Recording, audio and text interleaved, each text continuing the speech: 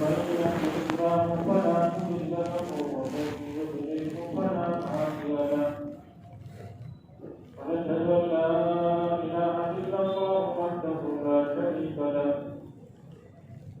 ولا نبي له ولا مثيل له ولا معين له وصل على سيد الرسل وخاتم الأنبياء المبعوث إلى كافة الناس بشيرا ونذيرا وداعيا إلى الله بإذنه وسراجا منيرا صدق الله العظيم وقال النبي صلى الله تعالى عليه وسلم إنما بعثت معلما وقال عليه السلام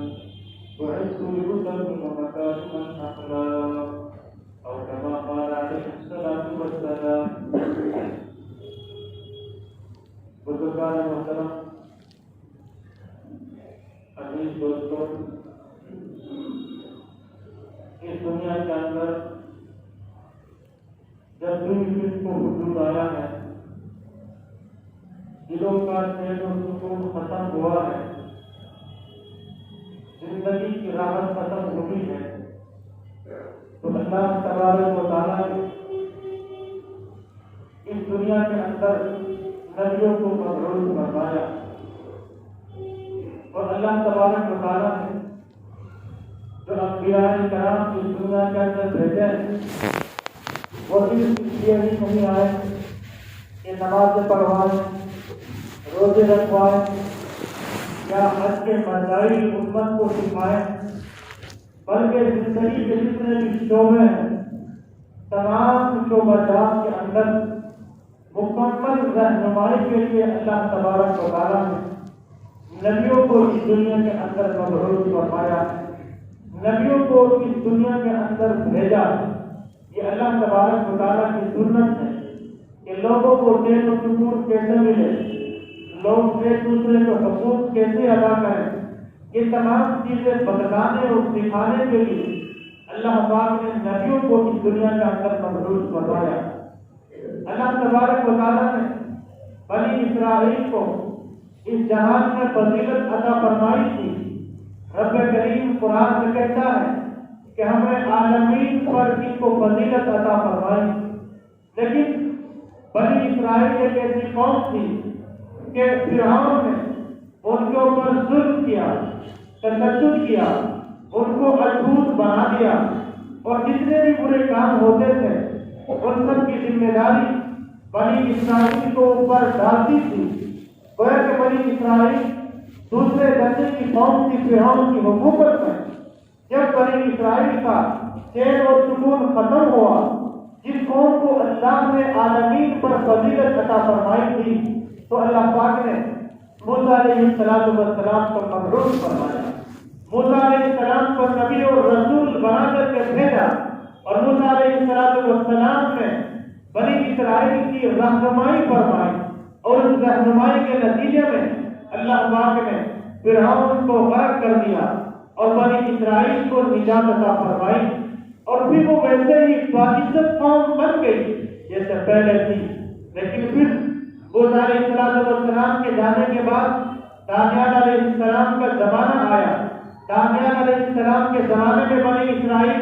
پھر کفر اور شرک کے اندر مبتلا ہو گئی، بدعات اور خرافات کے اندر مبتلا ہو گئی، ایک عشرت میں زندگی گزرنے لگی. نہ نبی کی مانتے تھے، نہ نبی کے قاصد کی مانتے تھے، نہ اللہ کا حکم مانتے تھے، نہ اللہ کے فرشتادے کا حکم مانتے تھے. دانیال علیہ السلام ان کو سمجھاتے رہے اگر تم نہ مانو گے اللہ کی گرفت آئے گی، اللہ کی پکڑ آئے گی، تم سدھر جاؤ. لیکن بنی اسرائیل ایک ایسی قوم تھی جو نہ ماننے والی تھی، یہاں تک کہ بخت نصر کو اللہ پاک نے ان کے اوپر مسلط کر دیا اور 70,000 بنی اسرائیل قتل ہو گئے. 70,000 کو گرفتار کر کے لے گیا، بیت المقدس کو اپنے بالا کر دیا اور ان کو غلام اور باندی بنا دیا. حضرت دانیال علیہ السلام کو بھی گرفتار کر لیا، جو وقت کے جلیل القدر پیغمبر تھے، نبی تھے. ان کی ٹانگوں اور پاؤں کو باندھ دیا اور جیل کے اندر ڈال دیا. دانیال علیہ السلام نے اپنی قوم سے خطاب فرمایا، اے قوم، میں اسی دن کے لیے ڈراتا تھا کہ تم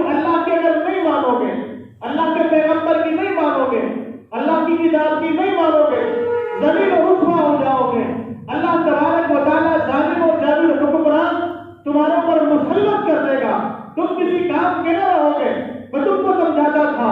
میں تم کو اللہ کا پیغام سناتا تھا، اللہ کا فرمان بتاتا تھا، لیکن ایک تم تھے کہ ایک کان سے سنتے تھے، دوسرے کان سے نکال دیتے تھے۔ تمہارے سر پر جو نہیں رہتی تھی، بنی اسرائیل رونے لگی، اے دانیال آپ نے ہمیں صحیح بات بتائی تھی، آپ نے صحیح بات کی طرف ہماری رہنمائی فرمائی تھی،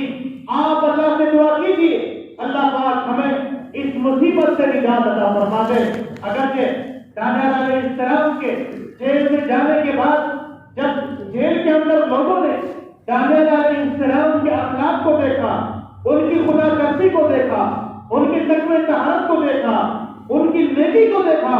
تو جیل کے اندر بھی ہزاروں لوگوں کی اصلاح ہوئی ہے دانیال علیہ السلام کے جیل میں جانے کی وجہ سے۔ تو بہرحال دانیال علیہ السلام نے رب ذوالجلال سے دعا فرمائی، کیونکہ نبی رؤوف الرحیم ہوتا ہے، نبی کے اندر شفقت اللہ کی طرف سے ٹوٹ ٹوٹ کر بھرتی جاتی ہے، نبی بڑا رحم دل ہوتا ہے، اپنے امت پر رحم کھاتا ہے۔ امت نے اگر کے نبی کی بات نہیں مانی، لیکن امت نے نبی کے سامنے ایک درخواست کی کہ اللہ سے دعا کر دیجیے گا، اللہ اس ظلم سے، اس جبر سے، اس تشدد سے، اس قید سے نجات عطا فرما دے۔ دانیال علیہ السلام نے بھی دعا کی اللہ سے، اللہ نے ان کو نجات عطا فرمائی، اور اللہ پاک نے پھر ان کو فضیلت عطا فرمائی ہے، اور پھر وہ باعث قوم بن گئے۔ ابھی تو بنی اسرائیل کا حال تھا، اب بنی اسرائیل کے بعد عرب کی قوم کی بات کر لیجیے گا۔ اللہ کے رسول کے مبعوث ہونے سے پہلے اس قوم کی کیا حالت تھی، وہ سب کو جانتے تھے لیکن اللہ کو نہیں جانتے تھے، سب کو پہچانتے تھے لیکن اللہ کے رسول کو نہیں پہچانتے تھے، سب کی عبادت کرتے تھے، پوجا کرتے تھے، لیکن اللہ کی عبادت اور پرستش نہ کرتے تھے۔ گھر کے ہر فرد کا ایک الگ الگ بت تھا، یعنی کہ بتوں کی تعداد کروڑوں میں تھی، ماننے والوں کی تعداد لاکھوں میں تھی، ان کے خدا زیادہ تھے اور خدا کی عبادت کرنے والے، پرستش اور پوجا کرنے والے کم تھے۔ یہاں تک کہ بیت اللہ کے اندر 360 بت رکھے تھے، اور بیت اللہ کے اندر بھی 2 بڑے بڑے بت رکھے ہوئے تھے۔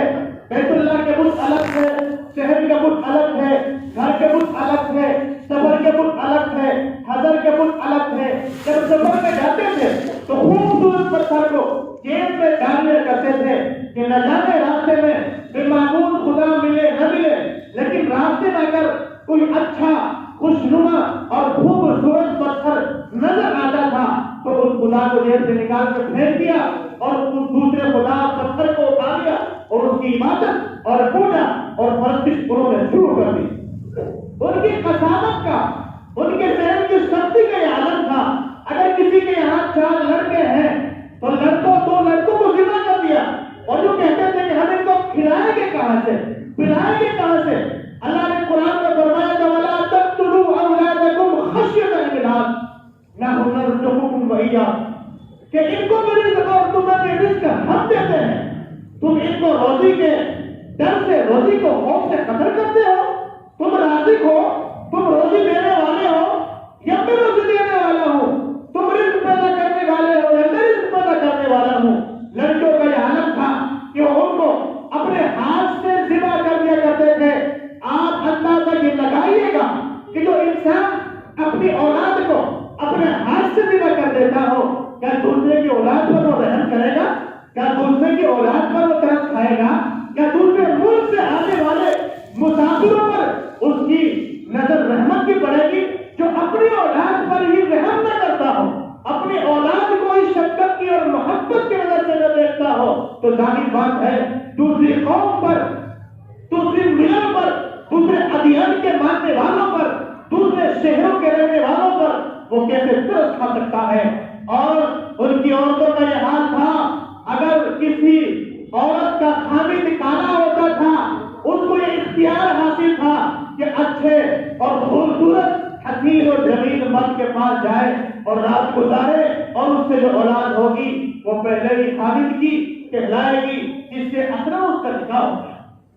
اگر آپس میں لڑائی 50 سال تک، 100 سال تک لڑائی بند نہیں ہوتی تھی، باپ یہ کہہ کر کے مرتا تھا کہ میرے مرنے کے بعد پورا خاندان سے بدلہ لینا ہے، پیچھے بھی قدم کھینچنا ہے۔ اگر تم پیچھے ہٹ گئے، لڑائی بند کر دی، خاندان کی بات کر جائے گی، خاندان مغلوب اور بند ہو جائے گا، خاندان کی توہین ہو جائے گی، سارے کے سارے خون بہا دینا، لیکن تمہیں اپنے قدم کو پیچھے نہیں کھینچنا۔ اتنی جہالت کا، اتنی قساوت کا بچہ پیدا ہوتا تھا تو سب سے پہلے شراب اس کے منہ میں ٹپکائی جاتی تھی، زناکاری عام تھی، چوری عام تھی، عیاشی اور مکاری عام تھی۔ اس ماحول میں اللہ نے اپنے رسول کو، اپنے محبوب پیغمبر کو، تاجدار مدینہ کو بھیجا اور آپ نے پہاڑی پر کھڑے ہو کر کے صدا لگائی، اے لوگوں لا الہ الا اللہ تفلحون، میں ایسا کلمہ لے کر کے آیا ہوں، ایسی بات لے کر کے آیا ہوں، ایسا پیغام لے کر کے آیا ہوں، اگر تم نے اس پیغام کو مان لیا، سن لیا، اطاعت کر لی، اپنی زندگی میں رچا بسا لیا، اپنے ہر شعبے زندگی میں اس کے مطابق چلتے رہے، تم کامیاب ہو جاؤ گے، جنت تمہارا مسکن ہوگی، تمہارا ٹھکانہ ہوگی، دین میں بھی کامیاب ہوگے، دنیا میں بھی کامیاب ہوگے، دونوں جہاں کامیابی تمہارا مقدر ہوگی۔ اور آپ نے فرمایا کہ اللہ نے مجھے معلم بنا کر کے بھیجا ہے، انما بعثت معلما، اور دوسری جگہ آپ نے فرمایا اخلاق کی تکمیل کے لیے، اخلاق کو مکمل کرنے کے لیے اللہ نے مجھے اس دنیا کے اندر مبعوث فرمایا ہے۔ اور یاد رکھو دوستو، جس قوم سے اخلاق ختم ہو جاتے ہیں، جس قوم کے اندر سے اخلاق کا دیوالیہ نکل جاتا ہے، اور جس قوم سے تعلیم ختم ہو جاتی ہے، علم رخصت ہو جاتا ہے، تو وہ قوم تباہ و برباد ہو جاتی ہے۔ قرآن 23 برس کی مدت میں نازل ہوا، لیکن رب ذوالجلال نے جو سب سے پہلے آیت نازل فرمائی، اقرأ باسم ربک الذی خلق، اپنے رب کے نام سے پڑھیے، تلاوت کیجیے۔ سب سے پہلے آیت میں اللہ نے پیغام دیا ہے کہ علم سیکھو، علم حاصل کرو، اس کے لیے جد و جہد کرو، اس کے لیے محنت کرو۔ جب لوگوں نے قرآن کو سیکھا، رسول اللہ کے فرمان کو سیکھا، ایک تو دنیاوی علوم ہے، یہ جو دنیاوی علوم ہے ان کو ہم علم نہیں کہہ سکتے، یہ صناعی ہے، یہ تجربات ہے، یہ مصنوعات ہے۔ اگر نبی نہ آتے، لوگ پھر بھی اپنے مکان بناتے، لوگ پھر بھی کھانا بنانا جانتے، یہ ہنر لوگ پھر بھی سیکھ سکتے تھے، لیکن اللہ نے خاص طور سے اپنے نبی کو جو اس دنیا کے اندر بھیجا ہے، اس کائنات کے اندر بھیجا ہے، وہ لوگوں کی صراط مستقیم کی طرف رہنمائی کرنے کے لیے اللہ پاک نے لوگوں نبیوں کو اس دنیا میں مبعوث فرمایا۔ جب صحابہ کرام نے حضرت محمد مصطفیٰ صلی اللہ علیہ وسلم کی غلامی اختیار کی، آپ کا کلمہ پڑھا، آپ کی صحبت اٹھائی، وہ لوگ جن کو پوری دنیا میں کہتی تھی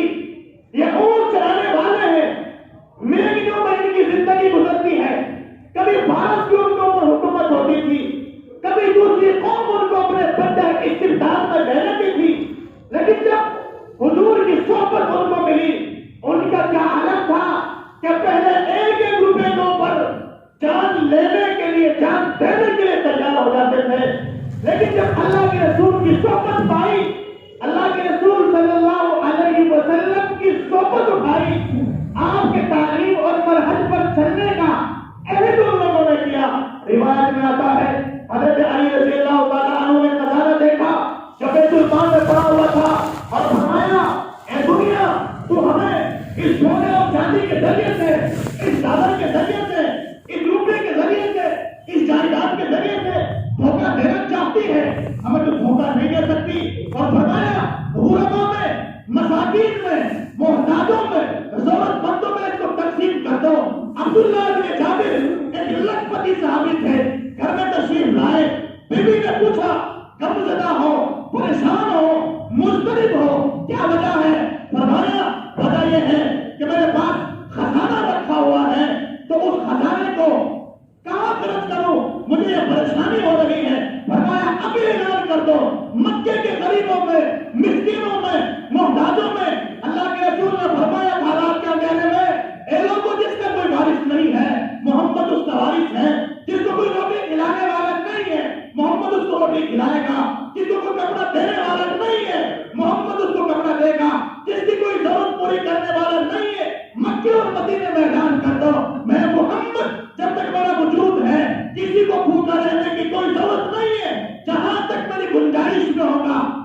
عزت میں ہوگا، طاقت میں ہوگا، خبر گیری رکھوں گا، ایک ایک مسلمان کی، ایک ایک فرد کی میرے اوپر یہ ذمہ داری عائد ہوتی ہے۔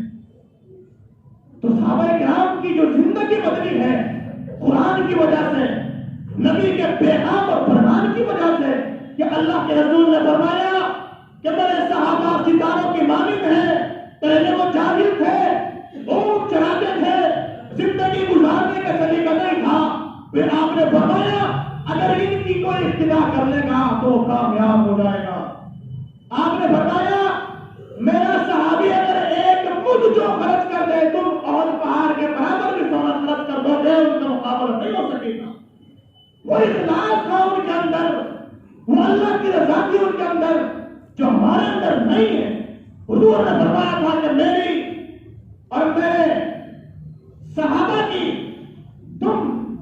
دامن کو مضبوطی سے پکڑ لینا، تھامے رکھنا، علماء راشدین کی اتباع کرنا، تم کامیاب رہو گے، مظفر و منصور رہو گے۔ یہ زندگی تھی صحابہ کرام کی، اور صحابہ کرام کی یہ اچھی عادت تھی کہ اللہ کے نبی نے ہر شعبے میں ان کی رہنمائی فرمائی۔ اس لیے ہمیں چاہیے اپنی ہمت، اپنی وسعت، اپنی استطاعت کے بقدر ہمیں دین کے کام میں، دین کے سیکھنے میں محنت کرنی چاہیے۔ فرید الدین رحمت اللہ علیہ انہوں نے حکومت وقت کے خلاف فتویٰ دے دیا، حاکم وقت نے ان کو جیل میں ڈال دیا کہ تم نے ہماری حکومت کے خلاف فتویٰ کیسے دے دیا۔ جیل میں رہتے تھے اور لیکن جب جمعے کا دن آتا تھا اپنے کپڑے خود دھوتے تھے، غسل کرتے تھے، اور غسل کرنے کے بعد ایک کی کوٹری سے باہر نکلتے تھے، اور جہاں دروازہ باہر لگا ہوا تھا اس دروازے تک پہنچتے تھے اور تالے کو بجاتے تھے، کھٹکھٹاتے تھے۔ ہر جمعے کا یہ معمول تھا۔ لوگوں نے پوچھا آپ کی میعاد ابھی پوری نہیں ہوئی ہے، آپ یہاں مقید ہیں، آپ یہاں گرفتار ہیں، لیکن آپ ہر جمعے کو یہ عمل کرتے ہیں کہ روزانہ اس جیل سے باہر نکلنے کی کوشش کرتے ہیں، غسل بھی کرتے ہیں، خوشبو بھی لگاتے ہیں، اچھے کپڑے بھی پہنتے ہیں، اور روزانہ آپ جیل کے دروازے تک آتے ہیں، تالے کو بھی بجاتے ہیں۔ فرمائے اے لوگوں تمہیں معلوم نہیں ہے میری سکت میں، میری طاقت میں اتنا ہی ہے، ایک لال میں اتنا ہی کر سکتا ہوں، میں جمعہ نہیں پڑھ سکتا، میں جیل کے اندر بند ہوں، انہوں نے مجھے گرفتار کر رکھا ہے، کپڑے دھلے ہوئے پہننا یہ میری طاقت میں ہے، غسل کرنا، خوشبو لگانا یہ میں کام کر سکتا ہوں، میں نے کر لیا۔ اے لائے جیل کا تالا بند ہے، دروازہ بند ہے، میں اس کو کھول کے نہیں جا سکتا۔ تو انسان جتنی کوشش کر سکتا ہے اسے اتنی کوشش کرنی چاہیے۔ یاد رکھو ہماری قوم کا یہ حال ہے، معاف کرنا جب نماز کے لیے کہتے ہیں کہ جی بیمار ہے جا نہیں سکتے مسجد کے دروازے تک، اگر دعوت ہے 5ویں منزل پر کھانا کھلایا جا رہا ہے، دسترخوان لگا ہوا ہے، وہی بوڑھا کوئی بیمار 5ویں منزل پر کھانا کھانے کے لیے پہنچ جاتا ہے، اس کو کوئی پریشانی نہیں ہوتی، لیکن جب مسجد میں جانے کے لیے کہا جاتا ہے کہ نماز پڑھو، جماعت کا ثواب حاصل کرو، مسجد کی برکت حاصل کرو، بیمار ہو، پریشان ہو، مولوی صاحب دعا کر دینا، کیا اللہ کی ہے جواب چل جائے گا؟ میرے دوستوں جو بیمار ہے بستر پر پڑا ہوا ہے اس کو چاہیے کہ وہ غسل کرے، کپڑے پہنے، چارپائی پر بیٹھ جائے اور اللہ کے دربار میں عرضی لگائے، اے رب میں یہی کر سکتا تھا، چارپائی پر بیٹھ جانا اور چلنے کی کوشش کرنا، بس میرے پر کوئی بنائی تھا، میں آگے چل نہیں سکتا، جا نہیں سکتا، پریشان ہوں، بیمار ہوں، مضطرب ہوں، امید اللہ معاف کر دے گا، لیکن سب جگہ جانے کے لیے طاقت ہے، قوت ہے، شکت ہے، اگر جا نہیں سکتا تو مسجد نہیں جا سکتا، اگر جا نہیں سکتا تو اللہ کے دربار میں نہیں جا سکتا، فجر کی نماز میں بھی بہت سارا ہمارے ہر آدمی کی جیب میں ہے، ہر آدمی اگر اس کو سفر پہ جانا ہو فوراً وقت متعینہ پر طور پر کیا رقم کی 4 بجے اٹھا ٹرین آنے والی ہے فوراً آنکھ کھل جاتی ہے، لیکن کیا بات ہے کہ نماز ہی کے لیے آنکھ کھلتی، اس لیے کہ نماز کی فکر ہی نہیں ہے، سفر کرنے کی تو فکر تھی نا کہ ٹرین نہ چھوٹ جائے، بس نہ چھوٹ جائے، فوراً آنکھ کھل جاتی ہے، لیکن فجر کی نماز میں اتنی بڑی آبادی ہے، اتنا بڑا محلہ ہے کہ 150 ہوتی ہے، 200 ہوتی ہے، اتنی لمبی رات ہو رہی ہے، 6:50 پر فجر کی نماز ہوتی ہے،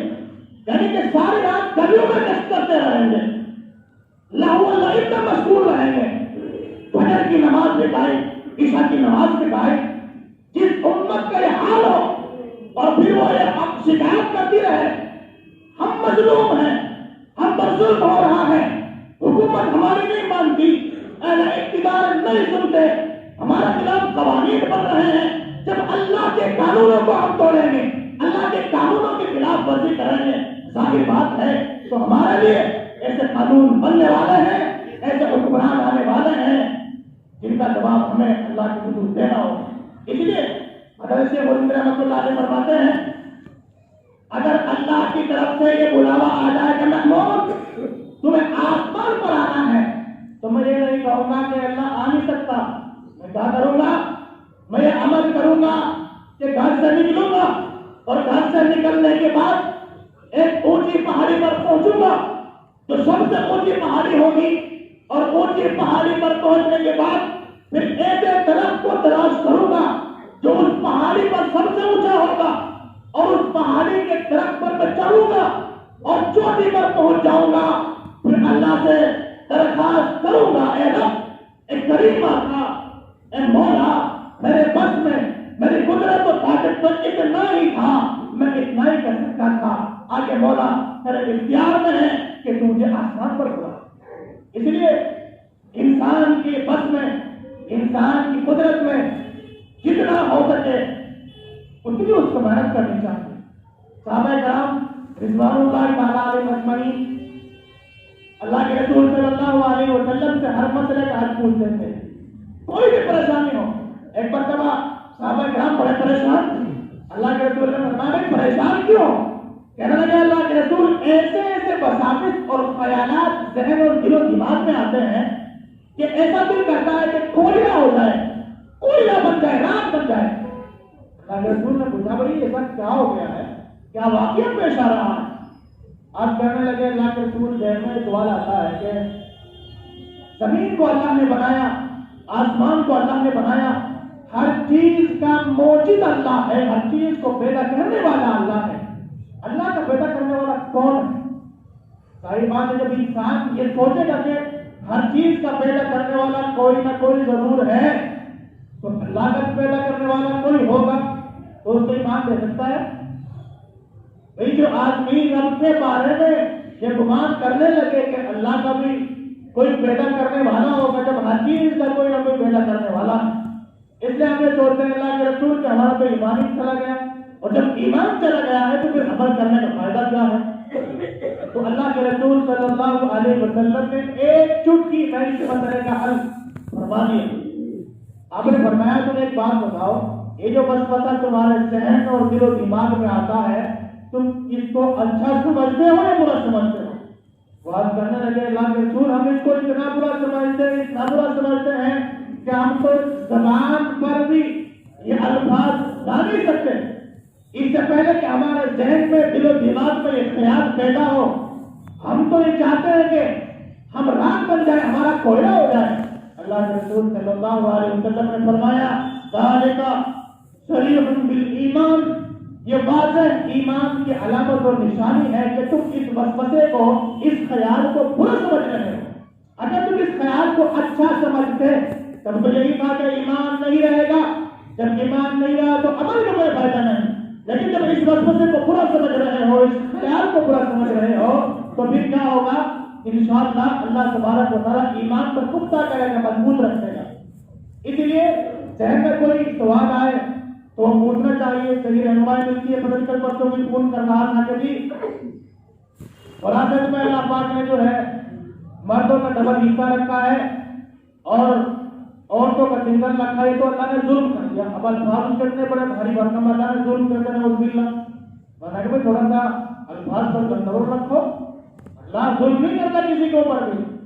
پھر اس کو سمجھایا کہ بھائی بات یہ ہے لڑکی کو سنگل ہے اور لڑکے کو ڈبل ہے، تو جیسے لڑکے کو ڈبل ہے تو ذمہ داری بھی اللہ نے ڈبل رکھی ہے۔ جب تک لڑکی ماں باپ کی یہاں رہتی ہے تو ذمہ داری کس کی ہے؟ ماں باپ کی ہے، بھائیوں کی ہے، اس کی پرورش کرنے کی، اس کی تعلیم و تربیت کو سکھا کرنے کی۔ اور جب وہ سسرال میں چلے گی وہاں ذمہ داری کس کی ہے؟ شوہر کی ہے۔ بھائی بات کر لو لڑکے کو 2 لاکھ روپے ملے اور لڑکی کو 1 لاکھ روپیہ ملا ہے تو اس کے تو 1 لاکھ روپے محفوظ ہے نہیں ہے, اس میں تو کچھ خرچہ ہو ہی نہیں رہا بیچاری کا. ادھر تو ماں باپ نے ذمہ داری اٹھائی ہے, وہاں بھی اس کے محفوظ ہے. ادھر سسرال والے اس کی ذمہ داری اٹھا رہے ہیں تو وہاں بھی اس کا پیسے محفوظ ہے. تو اللہ کے بندوں دماغ سے کام لو, تم ایک دم یہ لفظ استعمال کر رہے ہو, اللہ نے ظلم کر دیا ہے کہ لڑکی کو سنگل دیا ہے, لڑکی کو زبردست ذمہ داری بھی تو اللہ نے زبر ڈالی ہے. اس سے بہت سے مشہور واقعات ہوتے ہیں اور لوگ ان میں غور و فکر نہیں کرتے. مدنی بولے نازی پور ڈال لگی حضرت خالد بن ولید رضی اللہ تعالیٰ عنہ نے زہر پی لیا. یہ ایمان کی نشانی ہے, علم کی نشانی ہے. لیکن یاد رکھو جب ایسے واقعات ہوتے ہیں نا تو اللہ کی طرف سے ان کے اوپر الہام ہو جاتا ہے کہ بھائی اگر اس وقت تم زہر پی لو گے تو کچھ نہیں ہوگا تمہیں, اور اس وجہ سے یہ لوگ سارے ایمان کے اندر داخل ہو جائیں. اللہ کی طرف سے ان کی رہنمائی ہو جاتی ہے, اللہ کی طرف سے ان کو الہام ہو جاتا ہے اگر تم اس وقت یہ عمل کر لو گے تو تم کامیاب اور کامیاب ہو جاؤ گے, کوئی چیز تمہیں نقصان نہیں دے گی. خالد بن ولید نے بسم اللہ لا یضر ما اسمی شیء فی الارض ولا فی السماء پڑھ کر کے زہر کا پیالہ پی لیا اور اللہ کی طرف سے ان کو ہدایت ہو گئی تھی اگر تم اس وقت یہ عمل کر لو گے, کام کر لو گے تو تمہیں کوئی نقصان نہیں پہنچے گا. لیکن اگر ہم یہ عمل کریں تو سیدھے جہنم میں پہنچ جائیں گے. ہم اتنے بڑے کسب و کرامت والا نہیں کہ اللہ کی طرف سے ہمیں الہام ہو رہا ہو اور رہنمائی ہو رہی ہو کہ یہ کر لو, یہ کر لو, یہ کر لو. اس لیے کوئی بھی واقعہ ہو تو اس کے پیچھے کا پس منظر کیا ہے, بیک گراؤنڈ کیا ہے, انہوں نے یہ عمل کس زمانے میں کیا تھا اور کن حالات میں کیا تھا, قرآن اور حدیث کی ان کے لیے کیا ہدایات تھی, اس کو سمجھنا چاہیے, پھر اس کو آگے ہمیں بیان کرنا چاہیے. پیچھے کا پس منظر ہمیں معلوم نہیں ہوتا, پیچھے کے حالات معلوم نہیں ہوتے اور آگے کی وہ حدیث بھی اور اس پر پھر بیان کرنا اور اسپیچ دینا شروع کر دیا تو اس سے مسئلہ سمجھ نہیں آتا اور حالات خراب ہو جاتے ہیں. اللہ سبحانہ و تعالیٰ صحیح ہدایت ہمیں